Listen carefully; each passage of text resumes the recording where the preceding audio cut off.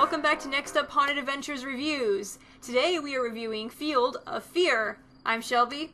I'm Ben. So, Field of Fear is a haunted corn maze and a haunted hayride together. It is one attraction in Monclova, Ohio that was $15, which really is pretty cheap for a haunted attraction. Very fair price. Yeah, I didn't think it was bad for the price. I don't think it was the best haunted house. I think it was kind of like textbook haunted corn maze, haunted hayride style, which some people like that. A lot of hillbilly themes. Very middle of the road type of haunted house. Yeah, that describes it actually very well. So some of the highlights that we noted were the Roadkill Diner, because kind of a semi-interactive experience after you get off the hayride to transition, where they kind of swing you in, you pick any place you want to sit, and then two actors come and kind of rile everyone up and scare them, and then you get sent off in your pairs. So that part was kind of cool. I know you liked that a lot. Yeah, it's a nice way to organize how many people are going in at a time, while also getting people pumped for what's to come. So one thing that these outdoor haunts always have, in my opinion, is atmosphere. That is something that will always be an upside, because you can't really get much scarier than really being outside in the dark with the wind, and already people are going to be paranoid. So they know it's a haunted house, and now you're outside and anything can happen.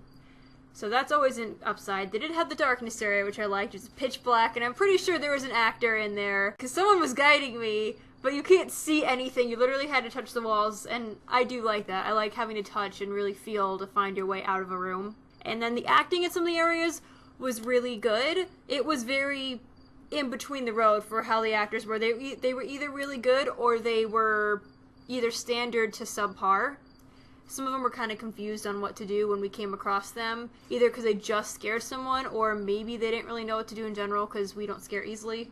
No, a lot of them just kind of stood there looking menacing, or they would just be like, ah, or even just growl, and like, okay. I know towards the end, I believe, because this was a fairly long haunt. It probably took us at least a half an hour between the haunted hayride and the corn maze to go through. So you do, go through. It takes a while. The wait was a downside. That took us maybe an hour to get to the hayride part, because they don't offer VIP passes, which, they might want to start thinking about that for people who don't want to stand in line as long. The Rickety Bridge towards the end was really cool. It was very narrow, maybe helped people feel claustrophobic, but it somehow seemed out of place in the rest of the haunt because it was just right there. Yeah, it was plopped in the middle of just a random corn walkway, not like in a tent or right after a tent or anything like that. No even scenery around it. It was just kind of in a pathway. And there were no actors around to scare you, and it seemed like it should have been placed somewhere else, or other things should have been placed around it to make it feel a little bit more immersed than you were. But otherwise, it was kind of like your standard hillbilly experience when you go to a haunted house, and did have lots of like religious connotations about possessions and whatnot. The one actor who was like possessed, and he did the Bray Wyatt like going back, he was cool. He did a great job. So props to you if you're listening. So some of the downsides of it were the hayride scenes were a bit too spaced. They were a bit too spaced. They shouldn't have been as far apart as they were. I feel like they got people too bored by just sitting there and waiting. And I'm sure they were trying to build anticipation, but it just didn't come off that way to me. It felt like you got to the board stage before the next like literal scene was set up. Yeah. And then they had an area set up that looked like it was going to be used, that was part of the hayride, but nothing happened.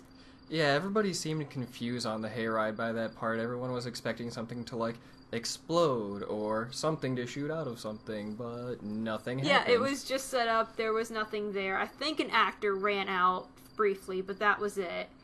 So that was kind of weird. A lot of the actors, like I said, didn't really seem to know what to do when we would show up, and one of them broke character, so, I mean, not really something you want to do in a haunted house in the first place. They did have some cheesy props, So I noted that, and cheap scares just because they're like, yeah, like right at you, like they're gonna touch you, and it's just, a lot of it was just yelling, nothing at all, and just trying to get cheap scares. What do you think about the cheap scares? I don't know how you feel about someone just running at you going, yeah! I'm not a fan of jump scares because it's less scary and more just surprising because it's someone basically making a loud noise in your ear, and you're just like, quit it. That's bothersome more than anything. Yeah, it is bothersome. Some of the costumes and the makeup were either not done or poorly done. There was literally one guy a lot of them were just in their regular clothes. Now, for hillbillies wearing jeans and like a t-shirt, I can kind of understand during the hayride and the first parts of the haunt, like that's acceptable. They had the accents, they had beers in their hand, we get it. But some of the other people, one of them just had a t-shirt on and had a mask on, so he's trying to be scary, but the problem is your face might be done up, but the rest of you doesn't match the character that you're going for, and it really needs to match up a little bit better if you're going to try to scare someone, because someone's not just going to stare at your face. Maybe that's what they were hoping for because it's darker out there. There's poorer lighting that they were trying to make use of that. Sorry, that is my puppy. But it also would be helpful, because that guy also followed us for a little bit. Yeah, he did. And it's like, if you're gonna follow someone, like, bladder up your clothes with some blood, or even just, like, dirt. Carry some kind of, like, head as a prop. Do something. Yeah. You know, don't just, like, just dude in short, or in some pants and a t-shirt, and I'm just gonna follow you because I've got a mask. But all around, not a bad haunt. I did enjoy the little cave walkthrough setup they had for spiders and stuff. That was cool. They had some mistiming there, though, because the thing that went off, we were already like 10 feet ahead of it, and it was just us. There was no one behind us, and it went off. Yeah, and we had no idea what it even was. So it would have been kind of nice to see that. I don't know if it was supposed to be motion activated.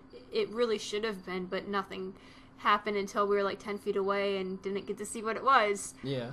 The haunted house did almost make me puke, but it wasn't from the props. Well, it technically was from one of their props, but it was a fog machine, so it made a noise, made you look, and my mouth was open, and it shot fog right down my throat. So that was fun. I'm not going to take away or add points for that, because it was just a thing that's probably not supposed to happen. You don't want to be shooting fog right into someone's, right down their throat. I think maybe move the sensor, if it was a sensor, a bit before thing goes off. That way so it's already spraying as you walk through. Mm-hmm. Otherwise, maybe make it something else besides, like, a large amount of fog. You don't want people throwing up in your cornfield. Because I almost did. Other than that, though, I mean, it was kind of run-of-the-mill corn maze, but for $15, it was fun. Yeah.